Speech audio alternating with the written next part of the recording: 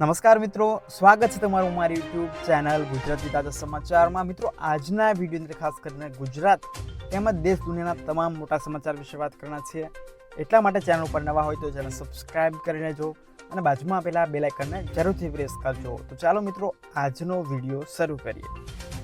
આજના સૌપ્રથમ સમાચાર વિશે વાત કરવામાં આવે તો અમદાવાદની અંદર આરટીઓનું સર્વર છેલ્લા 24 કલાક દરમિયાન ખોટવાયું છે, જેના કારણે તમામ અરજદારોને ધક્કા ખાવા પડી રહ્યા છે। આરટીઓનું સર્વરની વાત કરવામાં આવે તો દિલ્હી અને હૈદરાબાદથી હેન્ડલ થતું હોવાના કારણે ખાસ હાલાકી પડી રહી છે।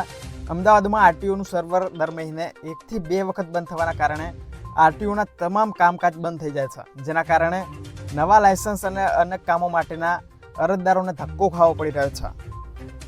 ત્યાર પછીના સમાચાર વિશે વાત કરવામાં આવે તો દેશમાં સોલર સિસ્ટમ પર સરકાર દ્વારા 78,000 સુધીની સબસિડી મળવા પાત્ર રહેશે, જેમાં મોદી સરકાર દ્વારા ખાસ કરીને સૌર ઉર્જાને પ્રોત્સાહન આપવા માટે આ યોજનાને બહાર પાડવામાં આવી છે।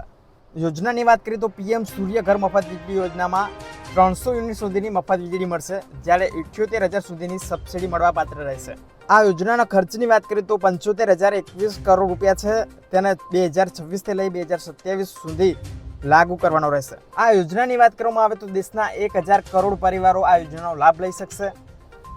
હવે પછીના સમાચાર વિશે વાત કરીએ તો ગુજરાત રાજ્યમાં મુખ્યમંત્રી ભૂપેન્દ્ર પટેલ દ્વારા એક મહત્વનો નિર્ણય લેવામાં આવે છે। વતન પ્રવાસ માટે એલટીસીને લઈને ગુજરાત સરકારનો મહત્વનો નિર્ણય છે, જેમાં 5 લાખ જેટલા કર્મચારીઓને આ ભેટ મળવા પાત્ર રહેશે। ગુજરાત સરકાર દ્વારા રાજ્યમાં હવે કર્મચારીઓને રજા પ્રવાસનો લાભ વંદે ભારત ટ્રેનથી લઈ શકશે। મુખ્યમંત્રી ભૂપેન્દ્ર પટેલ દ્વારા કર્મચારીઓના હિતમાં વધુ એક નિર્ણય લેવામાં આવે છે, જેમાં સરકારી કર્મચારીઓને દર 4 વર્ષે 6,000 કિલોમીટરની મર્યાદા રહેશે, જેમાં રજા પ્રવાસ એટલે કે એલટીસીનો ઉપયોગ કરી શકશે। ત્યાર પછીના સમાચાર વિશે વાત કરીએ તો અમેરિકામાં ભૂકંપના જોરદાર આંચકા અનુભવાયા છે। લોસ એન્જલસ વિસ્તારોની અંદર ભૂકંપની તીવ્રતા 4.6 માપવામાં આવી છે। ભૂકંપના આંચકા ખાસ કરીને લોસ એન્જલસ વિસ્તારોની અંદર અનુભવાયા હતા, જેમાં મેડિકલ બિલ્ડિંગો સહિતના અનેક વિસ્તારોમાં કાચ તૂટી ગયા હતા। જ્યારે ભૂકંપની વાત કરવામાં આવે તો અઠવાડિયા પહેલા પણ આ ભૂકંપનો આંચકો અનુભવાયો હતો, જેમાં તીવ્રતાની વાત કરીએ તો 5.2ની તીવ્રતા સાથે ભૂકંપનો આંચકો અનુભવાયો હતો। ત્યાર પછીના સમાચાર વિશે વાત કરવામાં આવે તો પાકિસ્તાનમાં કમરતોડ મોંઘવારી વચ્ચે વીજળીના બિલમાં 15 ગણો વધારો થયો છે। આ અહેવાલની વાત કરવામાં આવે તો આતંકવાદ, મોંઘવારી અને વીજ કાપમાં પીસાતી પ્રજાને વધુ એક દામ દેવામાં આવે છે। પાકિસ્તાનમાં વધતા જતા વીજળીના દરના કારણે જનતા ત્રાસ થઈ છે। માત્ર એક જ વર્ષની અંદર પાકિસ્તાનમાં વીજળીના બિલમાં 15% વધારો કરવામાં આવ્યો છે। ભાવ વધારાના કારણે યુનિટની અંદર માર્ચ 2024માં 7.6 રૂપિયા પ્રતિ યુનિટનો ભાવ વધારો કર્યો છે। ત્યાર પછીના સમાચાર વિશે વાત કરીએ તો આજના હવામાન સમાચાર। રાજસ્થાન તરફથી આવતી વરસાદી સિસ્ટમના પગલે ગુજરાતના અનેક વિસ્તારોની અંદર વરસાદી ઝાપટા જોવા મળી શકે છે।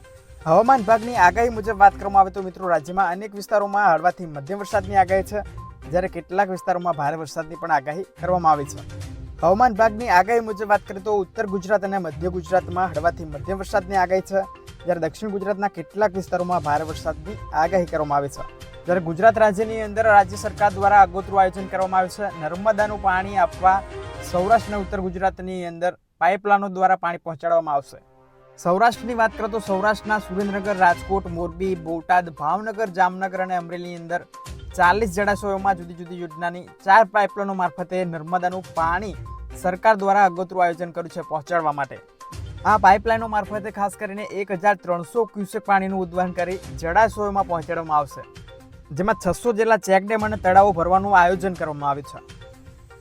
ત્યાર પછીના સમાચાર વિશે વાત કરવામાં આવે તો જીરાના ભાવમાં રેકોર્ડ બ્રેક ઘટાડો જોવા મળ્યો છે।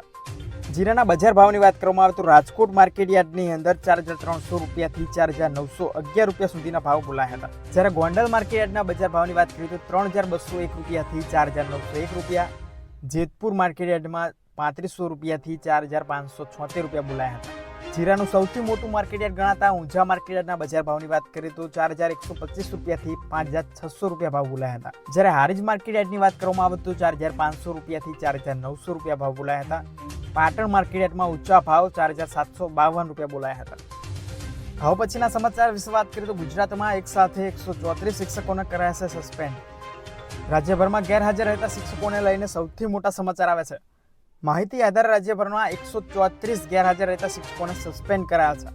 આ તમામ શિક્ષકોમાંથી 60 શિક્ષકો વિદેશ પ્રવાસે છે, જ્યારે 44 શિક્ષકો નોટિસ પાઠવવામાં આવી છે અને 3 શિક્ષકો બરતરફ અને 3 શિક્ષકોએ રાજીનામા સ્વીકાર્યા છે. તો મિત્રો આ હતા આજના ગુજરાત અને દેશ દુનિયાના મહત્વના સમાચાર. આવી જ રીતે પડે પડની ખબર માટે અમારી ચેનલ સબસ્ક્રાઇબ કરી લેજો. વિડીયો પસંદ આવે તો વિડીયોને લાઇક કરી દેજો અને તમારા મિત્રો સાથે જરૂર શેર કરજો. ફરી મળીશું નવા વિડીયો સાથે. જય જવાન, જય કિસાન.